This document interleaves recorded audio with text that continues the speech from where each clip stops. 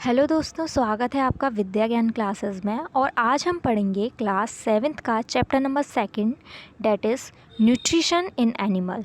तो जैसा कि हम पहले देख चुके थे चैप्टर नंबर 1 में कि जो प्लांट्स होते हैं वो अपना फूड खुद प्रिपेयर करते हैं और जो एनिमल्स होते हैं वो या तो प्लांट या एनिमल पर डिपेंड होते हैं। जैसे कि अगर किसी हर्बीवोरस एनिमल को देखा जाए तो वो प्लांट पर डिपेंड होता है, और ऐसे ही किसी कार्निवोरस एनिमल को देखा जाए तो वो केवल एनिमल पर ही डिपेंड होता है, यानी कि एनिमल को खाकर ही सरवाइव करता है। तो ऐसे मोड ऑफ न्यूट्रिशन, ऐसे अलग अलग मोड ऑफ न्यूट्रिशन जो एनिमल है वो लेता है। ओके, तो न्यूट्रिशन क्या है?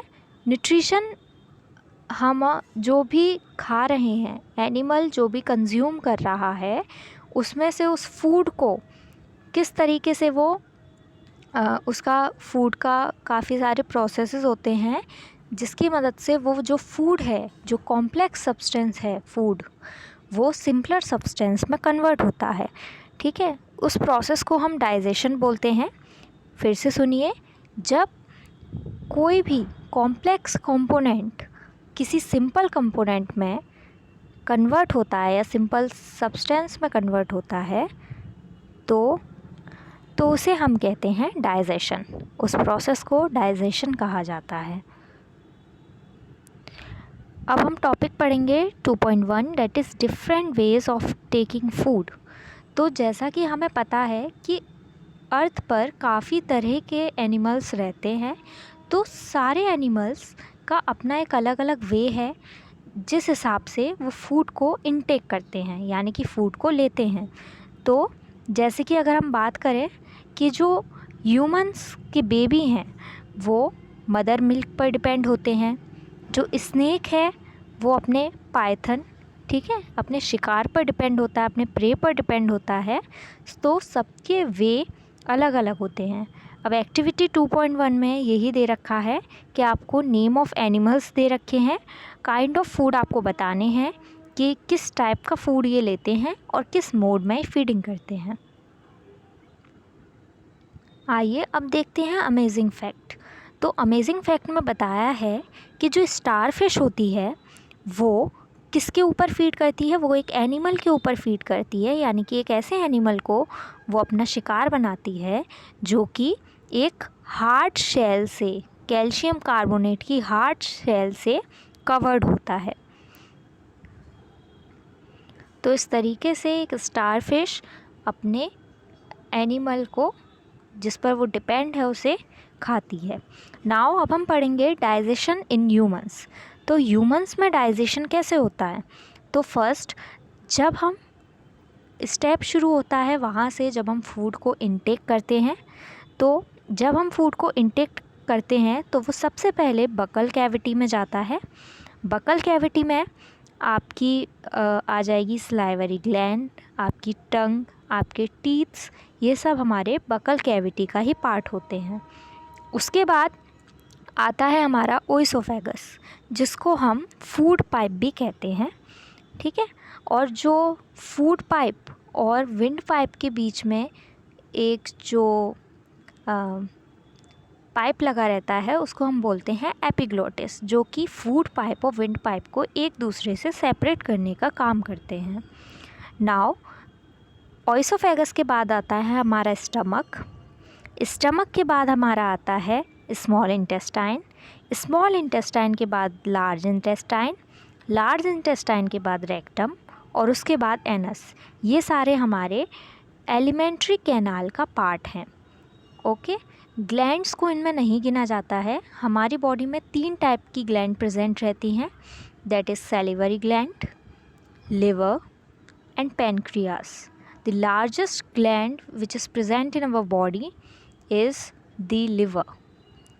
ओके, और जो सबसे स्मॉलेस्ट ग्लैंड है हमारी बॉडी में वो होती है हमारी सैलिवरी ग्लैंड। तो आइए एक एक कर कर अब इनके टाइप्स को डिस्क्राइब करते हैं। अब पहले बकल कैविटी। बकल कैविटी में हमारा टंग आता है, टीथ आती है, सैलिवरी ग्लैंड आती है। सैलिवरी ग्लैंड का काम होता है कि वो सलाइवा प्रोड्यूस करती है, जो सलाइवा स्टार्च को शुगर में कन्वर्ट करता है। उसके बाद आता है हमारा टीथ। टीथ हमारे 4 टाइप के होते हैं, incisor, premolar, molar and canine. तो ये जो टीथ हैं वो खाने को चबाने का काम करते हैं, यानी कि च्युइंग ऑफ फूड में मदद करते हैं। और हमारी टंग जो है वो सलाइवा को फूड के साथ मिक्स करने का काम करती है। उसके बाद ओइसोफेगस। ओइसोफेगस जो हमारा फूड पाइप है वो मदद करता है कि फूड का फ़्लो हमारे स्टमक की तरफ हो, यानी कि फूड के फ़्लो के लिए ओइसोफेगस काम में आता है। उसके बाद स्टमक में हमारा डाइजेस्टिव जूसेस होते हैं। डाइजेस्टिव जूस खाने को, फूड को डाइजेस्ट करने में मदद करते हैं। ये डाइजेस्टिव जूसेस होते हैं हमारे HCl, mucus and other juices. तो mucus is the most important term जिसको हम आगे पढ़ेंगे। ओके, अभी इतना देखते हैं कि स्टमक में हमारा क्या क्या होता है, that is HCl, mucus and other digestive juices. Now the function of small intestine. अब जो खाना स्टमक में डाइजेस्ट हो गया है और जो थोड़ा बहुत अनडाइजेस्टेड बचा हुआ है, वो अनडाइजेस्टेड फूड हमारा स्मॉल इंटेस्टाइन में जाता है और स्मॉल इंटेस्टाइन में जाकर उस फूड का कंप्लीट ब्रेकडाउन होता है। और ब्रेकडाउन होने के बाद वो फूड विली, हमारे स्मॉल इंटेस्टाइन में विलीज प्रेजेंट होती हैं जो कि फिंगर लाइक प्रोजेक्शन होता है। तो इस विली के थ्रू पूरा न्यूट्रिशन स्मॉल इंटेस्टाइन से एब्जॉर्व किया जाता है।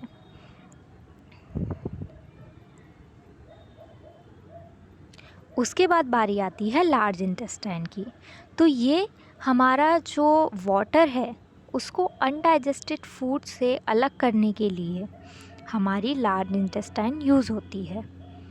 ओके, उसके बाद रेक्टम। रेक्टम का काम होता है कि हमारे अनडाइजेस्टेड फूड को स्टोर करें। और एनस हमारा यूज़ होता है फॉर द एक्सक्रिएशन। ये पूरा जो डाइजेस्टिव सिस्टम है जिसे अभी हमने पढ़ा, डाइजेस्टिव सिस्टम, ये बात ध्यान रखिएगा कि डाइजेस्टिव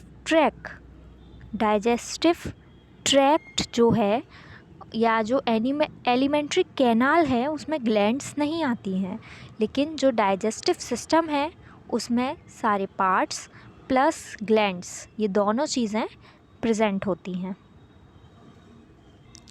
अब हम आगे पढ़ते हैं the mouth and buccal cap.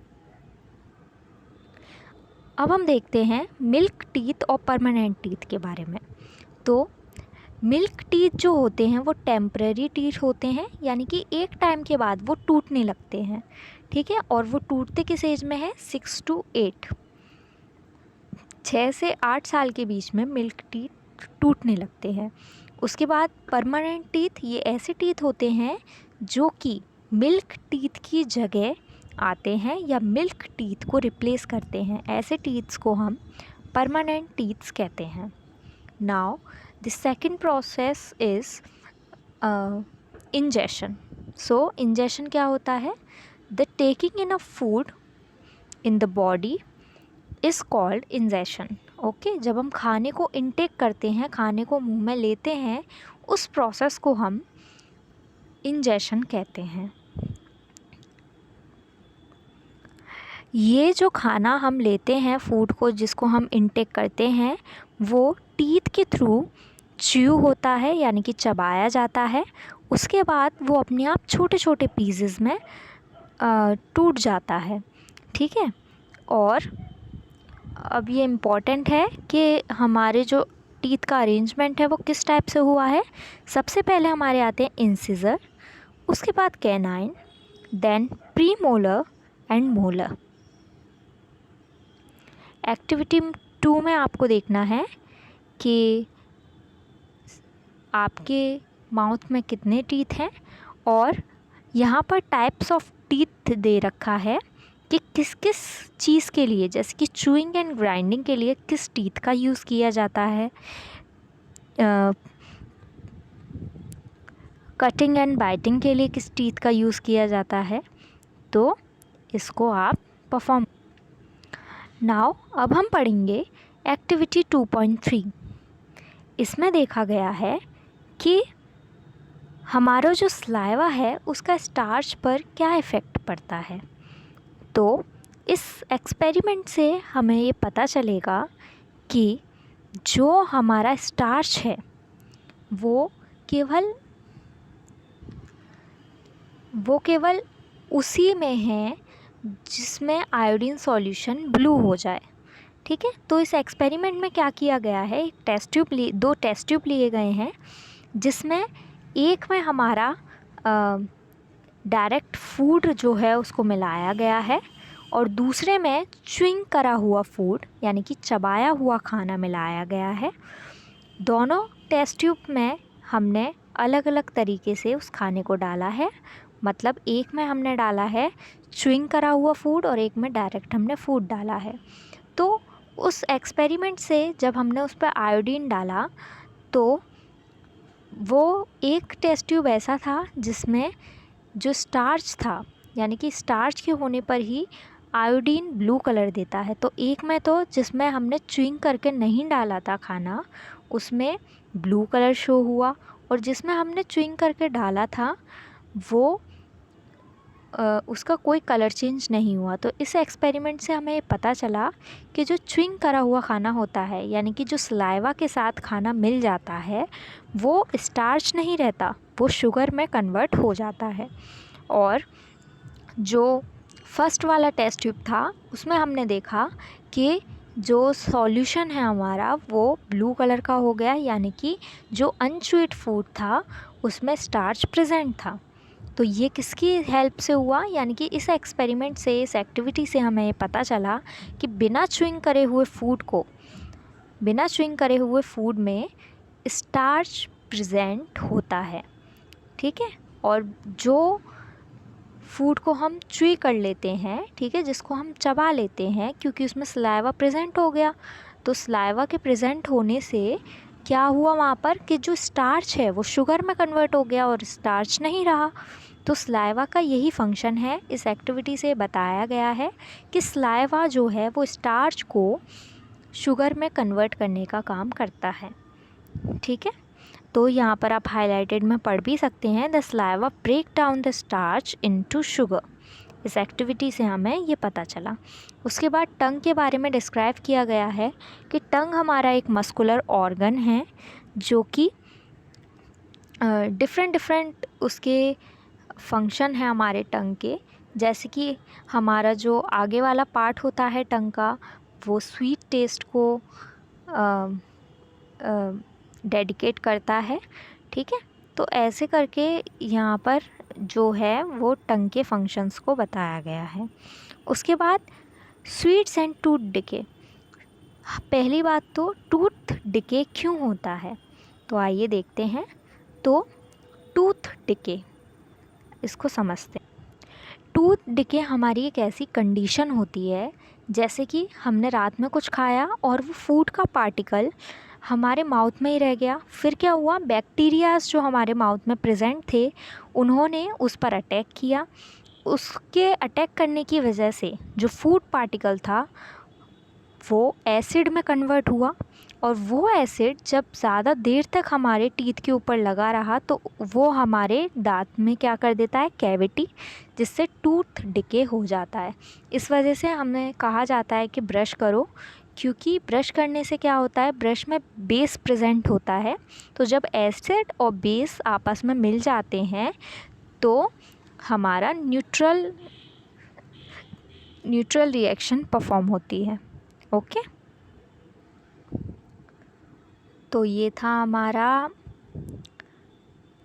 हमारा टूथ डिके। उसके बाद आप यहाँ पर टंग का डायग्राम देख सकते हैं। इसमें जो आगे वाला हमारा पार्ट है वो स्वीटनेस दिखाता है, ठीक है, उससे ऊपर आपका सॉल्टीनेस, उसके ऊपर सोरनेस, और जो लास्ट वाला पार्ट है वो हमारा बिटर, जो बिटर टेस्ट है उसको आइडेंटिफाई करने में मदद करता है। आइए अब हम पढ़ते हैं फूड पाइप और ऑइसोफेगस के बारे में। तो फूड पाइप को हम ऑइसोफेगस भी कहते हैं। फर्स्ट ऑफ ऑल जो फूड पाइप है हमारा वो किस लिए यूज़ होता है, ताकि हम जो खाना खा रहे हैं उसका फ़्लो हमारे स्टमक तक हो, ठीक है। यानी कि बकल कैविटी में जो फूड प्रेजेंट है उसको स्टमक तक पहुंचाने के लिए ऑइसोफेगस की मदद ली जाती है। जो हमारा ऑइसोफेगस होता है वो फूड को डाउनवर्ड डायरेक्शन में लाने का काम करता है। अब एक एक्सपेरिमेंट देखते हैं कि आपने देखा होगा कि कभी कभार हम अगर लटक जाते हैं तो हमारा फूड वापस से बाहर नहीं आता माउथ के और अंदर ही रहता है। तो वो इस वजह से होता है क्योंकि ऑइसोफेगस जो है वो फूड को डाउनवर्ड डायरेक्शन में लाने का काम करता है, ठीक है।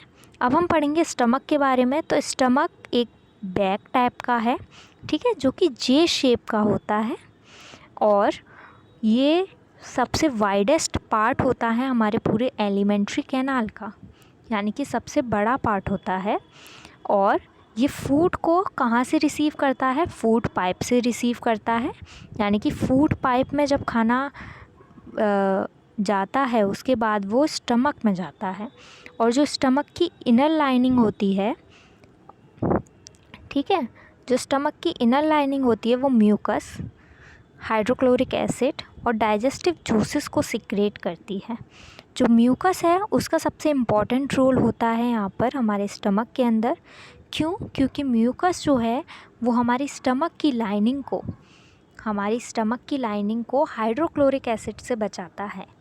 जैसा कि आप जानते हैं हाइड्रोक्लोरिक एसिड एक एसिड है जो कि हमारे स्टमक की लाइनिंग को आसानी से डिस्ट्रॉय कर सकता है, लेकिन उसको बचाने का काम कौन करता है? हमारा म्यूकस उसको बचाने का काम करता है, उसको प्रोटेक्ट करता है। और जो एसिड है वो हाइड्रोक्लोरिक एसिड वो क्या काम करता है? वो बैक्टीरिया को मारता है जो कि फूड के साथ एंटर हुए होते हैं और फूड को डाइजेस्ट करने का काम करता है, ठीक है। उसके बाद जो हमारा स्टमक है वो डाइजेशन में तो मदद करता ही है और वो प्रोटीन्स का ब्रेक डाउन करने में भी मदद करता है इनटू सिंपलर सब्सटेंस, ठीक है। ऐसे सब्सटेंस जो कि बॉडी के थ्रू लिए जा सकें उनमें उसको कन्वर्ट करता है प्रोटीन को। उसके बाद हम पढ़ेंगे स्मॉल इंटेस्टाइन। तो the small intestine is highly coiled and is about, तो स्मॉल इंटेस्टाइन हमारी सबसे पहले तो 7.5 मीटर लॉन्ग होती है, ओके। और स्मॉल इंटेस्टाइन रिसीव करती है, यानी कि स्मॉल इंटेस्टाइन में कौन कौन से जूसेस आते हैं? जो जूस लिवर से निकला हुआ होता है जिसको हम बाइल बोलते हैं, ठीक है, बाइल बोलते हैं। और जो जूस पैनक्रियास से निकला हुआ होता है उसको हम पैनक्रिएटिक जूस बोलते हैं। ये दोनों जूसेस हमारा जो स्मॉल इंटेस्टाइन है उसमें पहुंचते हैं, ठीक है। और वहाँ पर जो फूड है उसका ब्रेक डाउन होता है पूरा ढंग से, ठीक है। जितना भी मतलब जो डाइजेस्टेड फूड है वो स्टमक में तो थोड़ा बहुत डाइजेस्ट हो ही चुका है, वहाँ पर बैक्टीरिया वगैरह उसके किल हो चुके हैं, लेकिन उसको कंज्यूमेबल बनाने के लिए, उसको और सिंपलर सब्सटेंस में कन्वर्ट करने के लिए हम स्मॉल इंटेस्टाइन जो है हमारी वो यूज़ होती है। तो सबसे ज़्यादा इम्पॉर्टेंट इसमें है कि लिवर हमारी लार्जेस्ट ग्लैंड है और वो बाइल जूस को सिक्रेट करती है जो कि गॉल ब्लैडर में जाकर स्टोर होता है, ठीक है। और बाइल का काम क्या होता है कि ये फ़ैट का डाइजेशन करता है। ये काफ़ी इम्पॉर्टेंट है, इसको ध्यान से सुनिएगा कि लिवर हमारी लार्जेस्ट ग्लैंड है, बाइल को सिक्रेट करता है और गॉल ब्लैडर में जाके स्टोर होता है। और ये जो बाइल है वो फ़ैट के डाइजेशन के लिए काफ़ी इम्पॉर्टेंट होता है। उसके बाद पैनक्रियास के बारे में देखिए। ये क्रीम कलर्ड ग्लैंड होती है ठीक है, जो कि स्टमक के जस्ट नीचे आपको देखने को मिलेगी। और जो पैनक्रिएटिक जूस होता है हमारा, यानी कि जो पैनक्रियास से पैनक्रिएटिक जूस सिक्रेट होता है, वो क्या करता है, किस किस पर एक्ट करता है, कार्बोहाइड्रेट पर, फैट्स पर और प्रोटीन्स पर एक्ट करता है और उन्हें सिंपलर फॉर्म में, ऐसे फॉर्म में कन्वर्ट कर देता है जो कि आसानी से इनटेक की जा सके। तो आइए अब इस ब्लू बॉक्स को पढ़ते हैं। तो द वर्किंग ऑफ स्टमक, जो स्टमक की वर्किंग है वो डिस्कवर हुई बाय स्ट्रेंज एक्सीडेंट। ठीक है, एक एक्सीडेंट हुआ था इन 1882 में, जिनका नाम था एलेक्स सेंट मार्टिन का। एक एक्सीडेंट हुआ था जिसमें उन्हें गोली लगी थी। ठीक है, और वो बुलेट जो थी वो उनके चेस्ट पर सही उस जगह लगी थी कि उसने स्टमक में होल कर दिया था।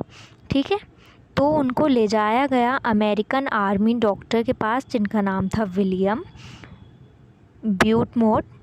ठीक है, तो उनके पास उन्हें ले जाया गया और डॉक्टर ने पेशेंट को सेव किया और उन्होंने जो पेशेंट का स्टमक था उसको प्रॉपरली क्लोज़ नहीं किया। ठीक है, और उसको बैंडेज छोड़ दिया।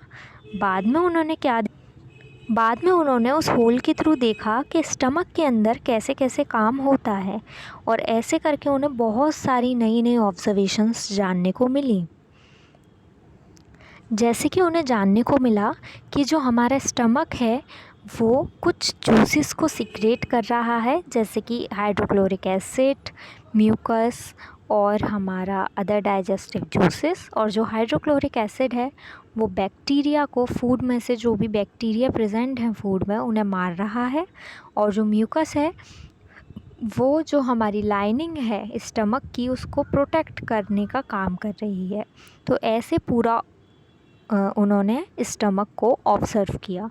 तो इस वीडियो में इतना ही। पार्ट 2 देखने के लिए मेरे चैनल को सब्सक्राइब करें और नोटिफिकेशन बेल दबाएं।